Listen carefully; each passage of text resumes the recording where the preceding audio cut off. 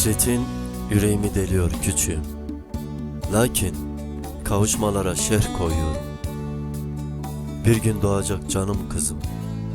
Karanlığa sırtımı dayayıp küllenmiş hasretine mektup yazıyorum. Dün gece yalnızlığın gölgesine hasreti serip seni ve anneni düşündüm. Sen, annen ve ben. Yüreğimin iki canı. Gözlerinde cenneti gördüğüm iki nefes. Kelimeleri duvarlarda dövüp gözyaşlarına sığındım işte. İmkansızlığın içinde sizi aradım durdum. Erkek adamın erkek oğlu olur. Sözüne inat. Kızım olmalıydı benim. Sen olmalıydın.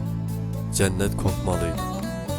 Gözlerin annene, ellerin benim ellerime benzemeliydi. Gözlerine baktığımda kelebekler kanatlanmalıydı pencerelerimden. Ağladığında yüreğime hançer hançer inmeliydi küçüğüm. İlk sözcüğüm baba olmalıydı ki annene nispet yapayım. Ah gülüm, ah canım kızım. Bir gün geleceksin biliyorum. Ellerimin arasına küçük bedenini alıp kanımdan, canımdan olan seni delicesine öpeceğim. Of of.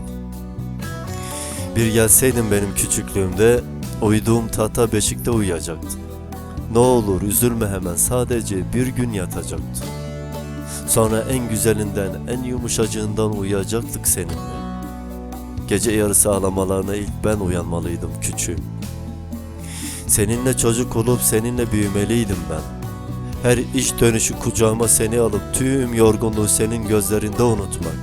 Senin yanında hayatı solumak. Ah ne güzel olurdu canım kızım. Ninniler öğrenir kulağına fısıldardım. Huysuzluk yapsam bile bin bir masallara götürüp uykuya bırakırdım seni.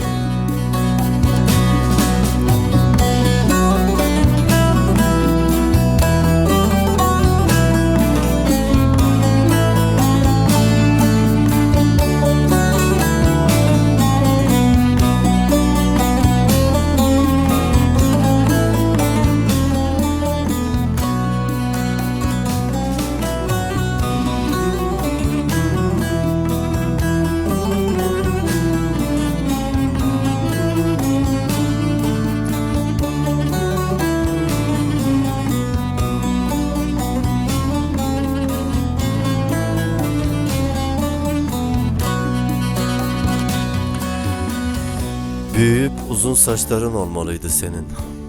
Islak saçlarını ben örmeliydim. Uykun kandığında avazının çıktığı kadar bağırıp rüyalarımı hançerlemeliydim. Seninle çocuk olup seninle büyümeliydim küçüğüm. Of of. Hasretin tek kelime ama yokluğun suskunluğa gebe küçüğüm. Geleceksin biliyorum.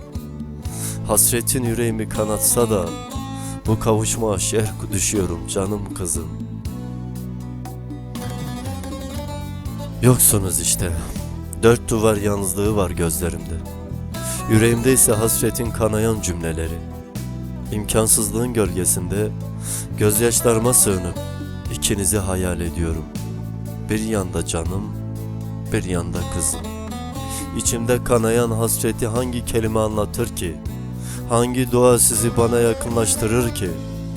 Biliyorum, uzaksınız bana. Şimdi şehrimin tüm ışıklarını söndürüp gözlerinde aydınlanmaya geliyorum. Ve kelimeleri hasretinizde öldürüp cennetin en güzel köşesinde size sarılmaya geliyorum. Nefes aldığım canımsınız. Hayata tutunduğum kanımsınız. Hayallerime çiçek taşıyan imkansızlığımsınız. Özledim sizi. Özledim sizi.